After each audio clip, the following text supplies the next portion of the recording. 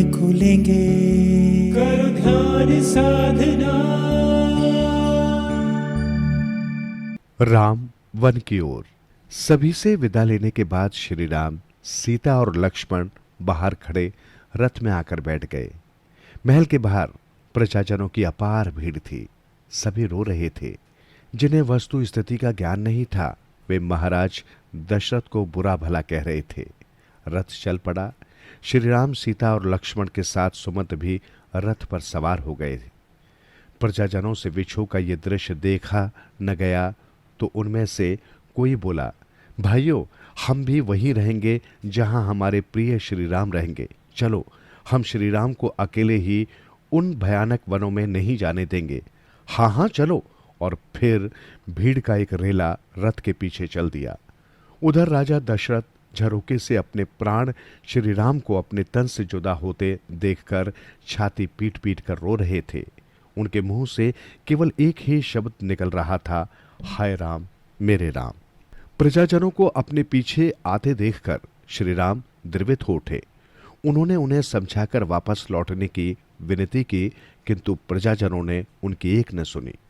वे उनकी बात सुनी अनसुनी करके कान बंद किए उनके रथ के पीछे चलते रहे। ये देखकर राम बहुत दुखी हुए।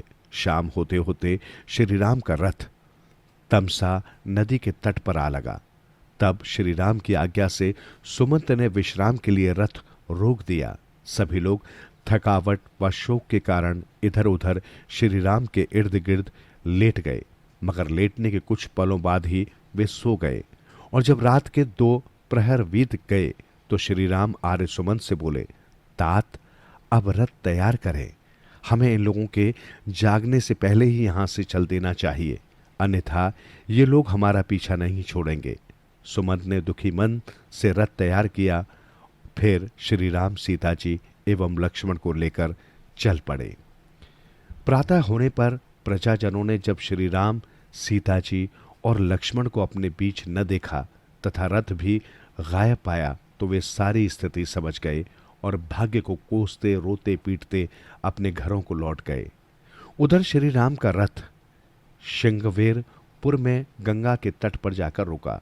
श्री राम, सीता और लक्ष्मण सहित रथ से उतरे और गंगा जी को दंडवत प्रणाम कर उनकी आराधना की। इसके बाद स्नान आदि करके अपनी थकान मिटाई। तभी उनके आगमन का समाचार पाकर निषाद राज गो अपने परिजनों एवं प्रजा के साथ फल फूल लेकर श्री राम की सेवा में उपस्थित हो गए और श्री राम के चरण पकड़कर बोले, हे नाथ, आज मेरे परिजनों एवं पुरवासियों का जीवन धन्य हो गया। मैं आपका अधम सेवक हूं। कृपया चलकर मेरी कुटिया को भी पवित्र कीजिए। मित्र, तुम्हारा प्रेम देखकर मैं धन्य हुआ, किंतु पिताश्री की आज्ञा से मैं 14 वर्ष के वनवास पर निकला हूं और ये 14 वर्ष मुझे वन में तपस्वियों की भांति व्यतीत करने हैं। श्री राम ने उसे चरणों से उठाकर कहा, तो क्या दास को स्वामी की सेवा का अवसर न मिलेगा? सेवा तो नहीं, किंतु एक उपकार तुम हम पर अवश्य कर सकते हो। गंगा पार जाने के लिए तुम हमारे लिए एक नौका की व्यवस्था कर दो। आज्ञा पाकर निषाद राज नाव की व्यवस्था करने के लिए चले गए। तब श्री राम ने आर्य सुमंत से कहा, आर्य, अब आप अयोध्या लौट जाएं। यहां से आगे अब हम स्वयं वनों में चले जाएंगे। आर्य सुमंत व्यथित हो उठे, बोले, मैं खाली रथ लेकर कैसे लौट जाऊं? श्री राम, नहीं, या तो मैं आपको लेकर जाऊंगा, अन्यथा मैं भी आपके साथ वन में ही रहूंगा। आर्य सुमंत, ऐसी जिद न करो। आप अयोध्या जाकर पिताश्री को धैर्य बधाइए और माता कैकेयी को भी विश्वास दिलाई कि मैं वास्तव में वन में चला गया हूं। श्री राम ने इस प्रकार उन्हें बहुत सी बातें समझाकर वापस भेज दिया। भारी मन से सुमंत ने श्री राम की बात स्वीकार कर ली और आंखों में आंसू लिए वे वापस लौट आए। आर्य सुमंत भारी मन से अयोध्या लौट गए। उसके बाद जब निषाद राज का संदेश पाकर श्री राम गंगा तट पर पहुंचे तो वहां केवट अपनी नाव के लिए खड़ा था। उसने श्री राम को नाव में बैठाने से इनकार कर दिया। श्री राम ने मुस्कुराकर इसका कारण पूछा तो वो बोला, हे नाथ, आपके चरण कमलों की महिमा निराली है। ये शिला को छूकर उसे नारी बना देते हैं, तब मेरी नाव तो पहले ही काठ की है। यदि आपके चरण रस से मेरी नाव भी नारी बन गई तो प्रभु मेरी आजीविका ही खत्म हो जाएगी। तो तुम्हारी इस समस्या का समाधान कैसे हो? मुस्कुराकर श्री राम ने पूछा।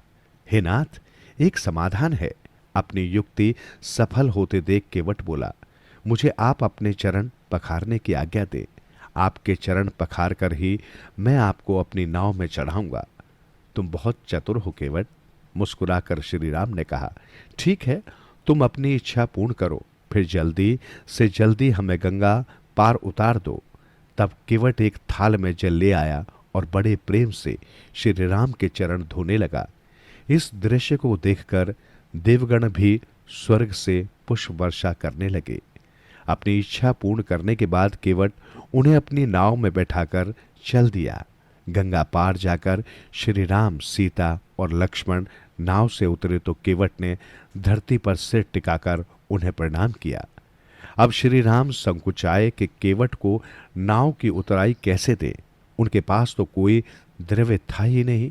सीता जी ने जब उन्हें संकुचाते देखा तो उन्होंने अपनी उंगली में से एक अंगूठी उतारकर श्री राम को दी। अंगूठी लेकर श्री राम ने केवट की ओर बढ़ा दी और बोले, लो केवट, अपनी उतराई। प्रभु कैसे उतराई? वो तो मुझे मिल चुकी है। मैंने आपको इस घाट से पार उतार दिया। जब मैं आपके घाट आऊं तो आप भी मुझे पार उतार दें। फिर उन्हें प्रणाम कर केवट चला गया। श्री राम आगे बढ़ने से पूर्व भगवान शिव का पूजन करने लगे और माता सीता श्री गंगा मैया की आराधना करने लगी। भगवान शंकर और श्री गंगा जी की आराधना कर सघन वन के मध्य से होते हुए श्री राम एक दिन तीर्थराज प्रयाग पहुंचे। वहां प्रयाग स्नान करके भारद्वाज मुनि के आश्रम में गए। श्री राम को लक्ष्मण एवं सीता के साथ आए देख भारद्वाज मुनि को अपार प्रसन्नता हुई। उन्होंने विधिवत उनका स्वागत किया और बोले, हे राम, आज मेरा जप तप तीर्थ सेवन और त्याग सफल हो गया। आपके दर्शनों से मेरी सारी आशाएं पूर्ण हो गई। श्री राम बोले, हे मुनीश्वर, ये आपका बड़प्पन है। जिसे आप आदर देते हैं वही महान और गुणी हो जाता है।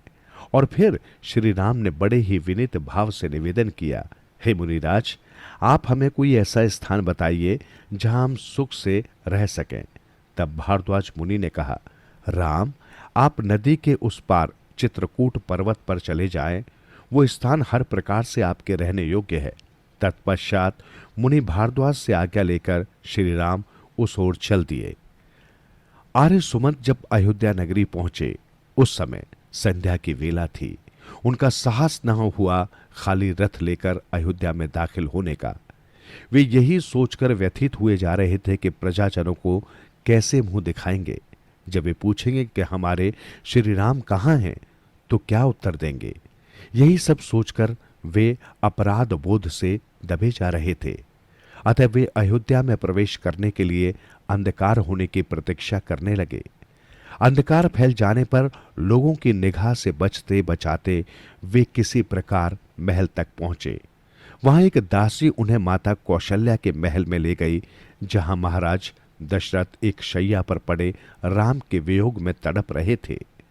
सुमंत ने उन्हें दंडवत प्रणाम किया तो वे उठकर बैठ गए और द्वार की ओर दृष्टि उठाकर बोले, सुमंत, राम कहाँ हैं? लक्ष्मण कहाँ हैं? पुत्री सीता कहाँ है? उनकी व्यथा देखकर आर्य सुमंत रो पड़े। बोले, मुझे क्षमा करें देव, मैं अपने प्रयास में विफल रहा। इससे अधिक वे कुछ न कह सके। ये सुनकर महाराज दशरथ बुरी तरह बिलखने लगे। हाय राम, हाय राम। तब आर्य सुमंत ने स्वयं को संभाला और महाराज दशरथ को दिलासा देते हुए बोले, महाराज, आप महाज्ञानी हैं, शूरवीर एवं उत्तम धैर्य को धारण करने वाले हैं, साधु और धर्मात्मा हैं। प्रभु, आपसे ज्यादा अच्छी तरह ये बात और कौन समझ सकता है कि जन्म मरण, सुख दुख, लाभ हानि और संयोग वियोग ये सब कर्म के अधीन हैं। मूर्ख लोग दुख में रोते एवं सुख में हर्षित होते हैं, मगर ज्ञानी तो दोनों ही स्थितियों में समभाव रहते हैं। इस प्रकार सुमंत उन्हें काफी देर तक समझाते रहे। फिर उन्होंने उन्हें श्री राम, सीता एवं लक्ष्मण के विषय में विस्तार से बताया। तुम ठीक कहते हो सुमन, कर्म फल इंसान को भोगना ही पड़ता है। हमें भी एक कर्म के कारण एक श्राप मिला था, जिसका फल हमें भोगना ही पड़ेगा। तब पास खड़ी कौशल्या जी ने पूछा, कैसा श्राप स्वामी? तब राजा दशरथ उन्हें अपने शाप की कथा सुनाने लगे। एक समय की बात है, मैं मृग के शिकार के लिए वन में एक सरोवर के किनारे वृक्ष पर बैठा था।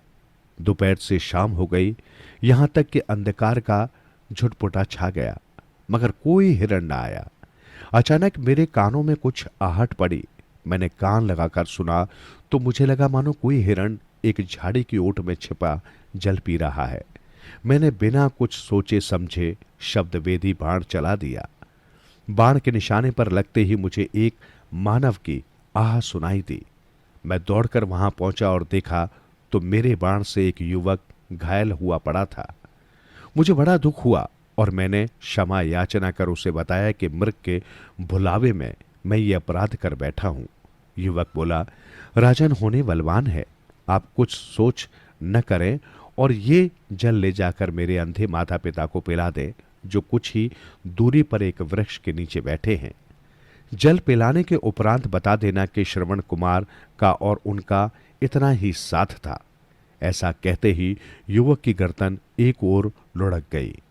मैं जल से भरा पात्र लेकर उसके माता पिता के पास पहुंचा और जल प्रस्तुत किया, किंतु वे मेरी आहट से ही पहचान गए कि मैं उनका पुत्र नहीं हूं। उन्होंने पूछा तो मुझे अपना परिचय सहित उन्हें सब कुछ सच सच बता देना पड़ा। अपने पुत्र की मृत्यु का समाचार पाते ही वे विलाप करने लगे और उसी के वियोग में तड़पते हुए उन्होंने मुझे शाप दिया कि हे दशरथ, जिस प्रकार हम पुत्र वियोग में तड़प तड़प कर मर रहे हैं, उसी प्रकार पुत्र वियोग में ही तेरी भी मृत्यु होगी। ऐसा कहकर उन्होंने प्राण त्याग दिए। तब मैंने सोचा कि ऋषि ने मुझे बिना सोचे शाप दे दिया है, क्योंकि तब मेरे कोई पुत्र था ही नहीं। उसके बाद मानवता के नाते मैंने उन तीनों का अंतिम संस्कार किया और वापस आ गया। परंतु अब मैं प्रत्यक्ष देख रहा हूं, आर्य सुमंत की मेरी मृत्यु निकट आ रही है।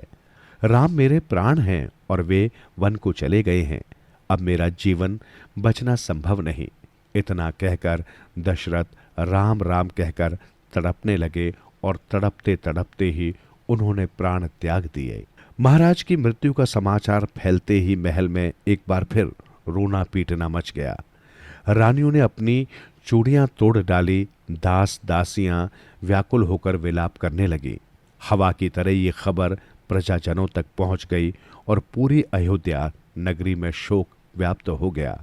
लोगों को अब तक कैकई के विषय में भी पता चल गया था, इसलिए वे सारा दोष कैकई के सिर मढ़कर उसे कोस रहे थे।